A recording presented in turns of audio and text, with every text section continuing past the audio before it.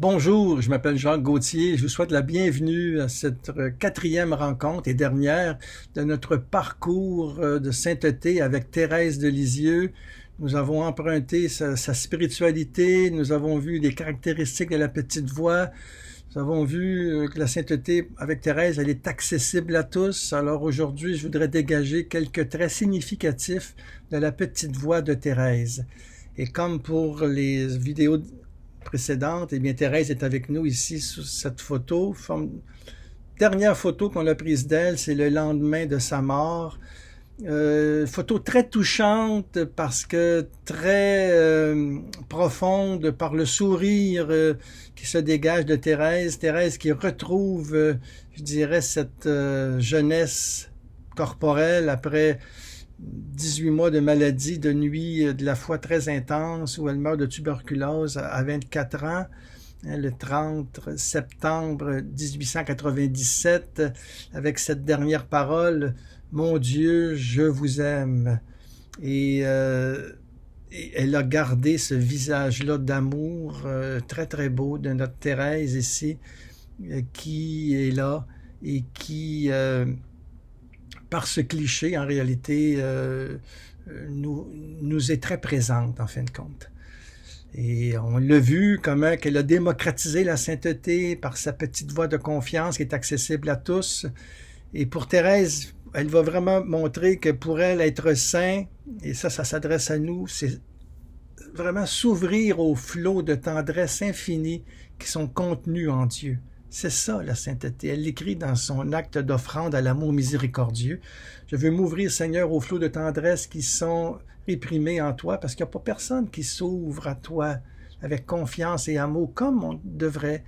Alors, d'ailleurs, Thérèse va écrire « Ce qui blesse le plus le cœur de Dieu, c'est notre manque de confiance et de reconnaissance. » Alors, confiance en Dieu, reconnaissance en disant merci pour tout ce qu'il nous donne, ce qu'il nous fait, avoir une âme de gratitude, d'action de grâce, hein, c'est ça, Thérèse, la sainteté, s'ouvrir au flot de tendresse de Dieu qui veut se répandre en nous, s'abandonner à sa miséricorde infinie, c'est ça la sainteté pour Thérèse, consentir à se laisser envahir par cet amour purifiant et transformant dans les petits riens quotidiens de la vie ordinaire, hein. Ces petits riens, et c'est dans cette miséricorde-là, cet amour qui nous transforme.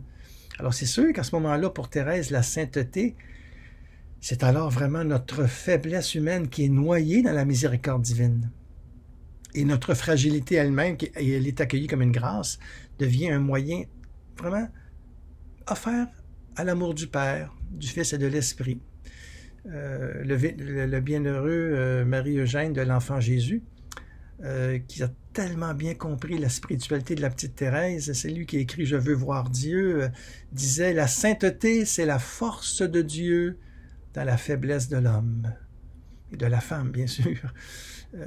Force de Dieu dans la faiblesse humaine. Ça dit très bien ça, ce que Thérèse a vécu. Alors, on voit bien ici, depuis le début de notre parcours, que la petite voix de l'enfant spirituel, ça n'a rien à voir avec l'infantilisme, avec les caprices de l'enfant. Ce n'est pas d'être crédule, de tout croire, d'être passif, innocent. Ben non, c'est pas ça la petite voix de Thérèse, c'est accueillir la miséricorde, s'émerveiller des actions du Seigneur, tout attendre de lui. Alors, cela ne veut pas dire que l'on ne fait rien, là, puis qu'on se résigne au péché. Ben non, au contraire, on travaille à la transformation du monde et on s'unit à Jésus, vraiment à la croix de Jésus. C'est ça, en fin de compte. Alors, c'est lui, le Jésus, qui est le doux et humble de cœur et qui a balisé pour nous le chemin. Et dans sa lettre 145, Thérèse, elle écrit « La voie par laquelle tu marches est une voie royale. Ce n'est pas un chemin battu, mais c'est un sentier qui a été tracé par Jésus lui-même. » Alors, c'est lui qui a tracé le sentier. Thérèse, elle redécouvre ce Dieu miséricorde et elle redécouvre ce Jésus de l'Évangile où il dit « Venez à moi les petits-enfants et si vous n'avez pas le cœur comme un enfant, vous n'entrerez pas dans le royaume des cieux. » Thérèse va vraiment prendre ça à cœur, hein, cette petite voie que Jésus lui-même a balisée. et Thérèse va développer, bien sûr, et c'est toute l'école française de spiritualité, c'est comme ça qu'on l'a appelé, qui va beaucoup développer justement l'humanité de Jésus, l'amour de Jésus, la Sainte Famille, le Sacré-Cœur, l'enfant spirituel. Cette école française de spiritualité mise à l'avant par François de Sales, le cardinal Bérulle, Monsieur Ollier, Saint Vincent de Paul, Saint Jean Eudes, écoutez, il y en a plein, et c'est ces gens-là aussi qui sont venus au Québec, en Nouvelle-France aussi. La spiritualité au Canada, elle est très inspirée de l'école française de spiritualité. Et Thérèse, elle arrive là-dedans, elle, comme en réalité, c'est l'enfant spirituel mené à son paroxysme. C'est de toute beauté. Et je veux résumer là-dedans 12 traits significatifs de la petite voix de Thérèse. C'est le contenu de notre rencontre d'aujourd'hui. Alors, premier trait que je trouve, c'est que ne faut ne pas compter sur nos mérites, mais espérer en Dieu qui est notre soutien. Avec Thérèse, nos mérites, en réalité, ça ne vaut pas grand-chose. Thérèse nous le montre bien. Nos mérites ont toutes des tâches, ils ont un peu d'orgueil là-dedans, d'égoïsme, de recherche de soi, de vouloir être reconnu, tout ça. Bon, et on n'achète pas Dieu avec nos mérites, en fin de compte. Non, la petite voix de Thérèse, elle, c'est d'espérer en Dieu qui est notre soutien. C'est Dieu qui est notre mérite. C'est lui, par sa croix, qui nous a tout donné. Autre trait de la petite voix, c'est ne pas s'étonner des faiblesses des autres, mais s'édifier de leurs qualités. On est très prompt à râler, à trouver je dirais la paille qu'il y a dans l'autre, alors qu'on a une poutre dans notre œil, comme disait Jésus. On n'a pas à s'étonner des faiblesses des autres. Bien sûr, quand ce sont des abus sexuels et tout ça, surtout des gens qui ont été tellement adulés. Alors c'est vrai que moi je m'étonne et c'est une honte aussi pour moi qui aime l'Église. Mais la faiblesse, elle est tellement profonde et nous ne connaissons pas les blessures de ces personnes-là. Mais il faut voir leur qualité aussi, malgré tout. Mais c'est dans nos vies concrètes, ça. Je prends un cas extrême, mais toutes les personnes que nous rencontrons au quotidien, c'est de voir leur qualité. Autre trait significatif de la petite voix, c'est de ne pas désespérer des échecs, mais supporter nos imperfections. L'échec est là, en réalité, pour nous relever. Quand on regarde Jésus sur la croix, ça semble un échec. Hein? Tous ses amis sont partis. Au pied de la croix, il y a Marie, quelques-unes, Saint Jean. C'est un échec total ce jour-là du Vendredi Saint. Et puis, il n'y a plus rien le lendemain. Mais au matin de Pâques, tout ressurgit, tout recommence au tombeau vide. Et puis, alors le Christ, il est là, il est vivant. Alors, il n'y en a pas de désespoir dans le christianisme. Comme disait Bernanos, l'espérance et le désespoir surmontés. Bernanos, qui était vraiment un grand disciple de la petite Thérèse aussi. Dans ses romans, il y a beaucoup, beaucoup d'influences de Thérèse, entre autres La joie, mais aussi Sous le soleil de Satan et puis le journal d'un curé de campagne. On voit la trace de Thérèse. D'ailleurs, dans le journal d'un curé de campagne, ça termine par « Tout est grâce ». Et beaucoup de gens pensaient que ça venait de Bernanos. Et Bernanos dit « Ben non, j'ai pris ça de Thérèse de Lisieux ». Alors c'est ça, on n'a pas désespéré des échecs, mais supporter nos imperfections. Autre point aussi, autre trait de la petite voix, c'est de ne pas s'appuyer sur nos propres forces, mais de prendre l'ascenseur de l'amour.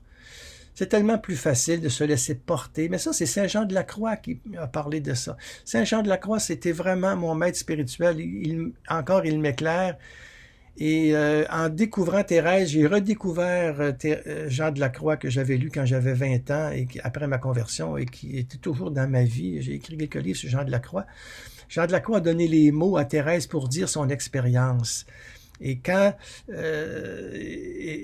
dit ne pas s'appuyer sur nos propres forces, mais prendre l'ascenseur de l'amour, mais c'est ça, en fin de compte aussi. C'est laisser faire Jésus, se laisser porter par lui. Et en tout cas, il développe ça lui aussi dans son œuvre. Ne pas vouloir tout faire avec effort, mais laisser faire Jésus humblement. C'est sûr que, comme disait Thérèse, elle dit, le Seigneur ne refuse pas le premier effort. Il demande notre premier effort, mais il fait le reste. Mais ça ne veut pas dire qu'il faut tout faire avec effort. Mais non, il faut laisser faire Jésus humblement. Quand on nous demande quelque chose, comme là, on m'a demandé des vidéos, eh bien, c'est avec joie que je les ai fait, sans effort, parce que j'aime Thérèse, et puis le cœur parle d'abondance. On doit être comme ça aussi, il me semble, quand on aime quelque chose, quand on aime le Christ, on en parle avec abondance. Thérèse aussi va nous dire, c'est un autre trait, ne pas rechercher ce qui brille, mais rester caché entre les bras de Jésus. Bon, c'est sûr, chacun sa vocation, chacun son charisme. On n'est pas tous appelés au Carmel à être cachés, mais ça ne veut pas dire qu'on fait rien, puis moi, ben tout ce qui brille, non, et puis je reste caché. Ben non, c'est pas ça du tout. La sainteté, c'est vraiment mettre en exercice profondément les charismes que le Seigneur t'a donnés. Mais c'est pas les charismes qui vont faire que tu es saint. C'est de les faire avec amour. C'est l'amour que tu mets dedans qui fait la sainteté. Les talents naturels, les charismes sont pour la communauté. Eh bien, quand on nous demande quelque chose, on y va. Même si on brille à l'extérieur et puis qu'on est bien content, on trouve ça bien beau, on sait bien que ça vient pas de nous. Mais le Seigneur a besoin de nous. Puis on dit, bon, ben Seigneur, tu me connais, de toute façon, moi je fais mon possible, alors toi fais le reste. C'est pas compliqué, là. Alors, c'est ça. Et Thérèse va continuer dans un autre trait. Je résume, mais ça veut dire ça. C'est ne pas privilégier ce qui est extraordinaire, mais prendre les moyens ordinaires. Il ne faut pas nécessairement courir après le sensationnalisme. C'est pas ça, la foi. Thérèse d'Avila dit, ne vous attachez pas aux grâces de Dieu, mais au Dieu des grâces. Hein? Alors, ce qui est extraordinaire, des fois, le malin peut se mettre là-dedans aussi. Ça ne veut pas dire qu'il faut rejeter l'extraordinaire, vous comprenez? Mais c'est les moyens ordinaires que Thérèse nous invite à prendre dans le quotidien. Et l'extraordinaire, il est dans l'ordinaire de la vie, de toute façon. Autre trait, ne pas penser aux peurs qui paralysent, mais s'abandonner aux peurs. Souvent, on est paralysé par nos peurs. Ben, c'est souvent un manque de confiance. Mais la peur nous rend petits, nous rend pauvres. Tu sais, Thérèse, jusqu'à sa mort, elle avait peur des araignées. Bon, ben, ça l'a pas empêché d'être docteur de l'Église, d'être une sainte pareille. Mais qu'est-ce qu'on fait avec nos peurs? Alors, il me semble que nos peurs sont des occasions pour accentuer la confiance, pour nous dépenser, pour travailler sur quoi on a peur, hein, dans le fond. Autre très, très, très important, Thérèse, c'est de ne pas comptabiliser les œuvres, mais étancher la soif de Jésus. Ça, c'est tout un thème, étancher la soif de Jésus, qui est central dans la spiritualité de Thérèse, que j'ai pas le temps ici d'en parler ici. Mais le j'ai soif de Jésus, c'est fort. À la Samaritaine, donne-moi à boire. Et à la fin, sur la croix, Jésus qui a soif des âmes, Jésus qui a soif de toi, de ta liberté. Et c'est pas par nos œuvres qu'on étanche sa soif, mais c'est en aimant les autres et en vivant des temps d'adoration et d'oraison où on le laisse aimer en nous. Là, on comble sa soif de nous. Ne pas s'attribuer les progrès, mais reconnaître que tout vient de Dieu. Ça aussi, c'est fondamental. Les progrès, en fin de compte, ça ne nous regarde pas. Et puis, des fois, on a l'impression qu'on recule, puis c'est là qu'on avance le plus. Mais quand tu as l'impression que tu avances, là, tu viens de reculer beaucoup. Il ne faut pas se fier à nos impressions. On ne s'attribue rien, on va de l'avant et on reconnaît que tout vient de Dieu. Et c'est dans la joie, justement, de l'esprit que nous vivons, en fin de compte. Autre trait caractéristique, c'est ne pas se décourager, mais croire qu'on est digne d'être aimé. Ça aussi, c'est fondamental parce que souvent, on ne s'aime pas soi-même. Dieu a donné sa vie pour toi, il a versé même telle goutte de sang pour toi, hein, comme Angèle de Foligno. Eh bien, ne te décourage pas, tu crois que tu es digne d'être aimé. Le Seigneur t'aime d'une manière personnelle, infinie, et qui est à sa mesure à lui. Hein? Donc, infini. Dernier trait aussi, pour aller rapidement, c'est de ne pas se complaire dans la souffrance, mais fixer le regard sur Jésus. J'en ai parlé souvent de ça. La souffrance fait partie de notre vie. La souffrance en tant que telle n'est pas une valeur en soi, elle est négative, mais assumée dans l'amour, elle devient une offrande. La souffrance sans amour n'est rien. C'est pas la souffrance qui sauve, c'est l'amour. Dieu nous aime. Donc, on fixe le regard sur Jésus où on voit la plus belle parole d'amour jamais dite. Le Christ en croix est la plus belle parole d'amour jamais dite. C'est ça que Thérèse nous invite à vivre. Alors, je vous laisse par une question. Quel est le point qui me rejoint le plus dans la petite voix? Quel est le point dans ce que je viens de lire qui me rejoint le plus dans la petite voix? Qu'est-ce qui me touche le plus? Ce qui vous touche le plus, c'est souvent un appel à le vivre. C'est parce que vous désirez le vivre. Donc, c'est très important de vous arrêter et ensemble de découvrir quel est le point qui me rejoint le plus dans la petite voix. Alors, ça a été vraiment une joie de marcher avec vous sur ce parcours de vie, ce parcours de conversion avec Thérèse sur les chemins de la sainteté. Et comme je vous ai dit, vous pouvez aller plus loin parce qu'il y a énormément de témoins qui nous attirent vers Jésus. Il y a des livres qui nous aident aussi. Il y a des vidéos, il y a des films. Il y a toutes sortes de choses en réalité sur la sainteté, surtout le très beau texte du pape François dans la joie et l'allégresse, Gaudate et Exultate, qui est fondamental, qui est un des plus beaux documents du pape François sur la sainteté, à lire et à relire, mes chers amis. Ça prend à peu près 2-3 heures et c'est extraordinaire ce qu'il y a là-dedans. Moi, j'ai donné beaucoup de retraites à partir de ce document-là aux prêtres et à plusieurs communautés. En tout cas, il faut terminer. C'est une joie d'être avec vous. Nous restons unis à la prière. Je vous confie, priez pour moi dans le ministère que le Seigneur me donne. Moi, je prie pour vous, je vous porte. Et avec Thérèse, nous disons vraiment avec une joie indicible, eh bien, tout est grâce. Amen.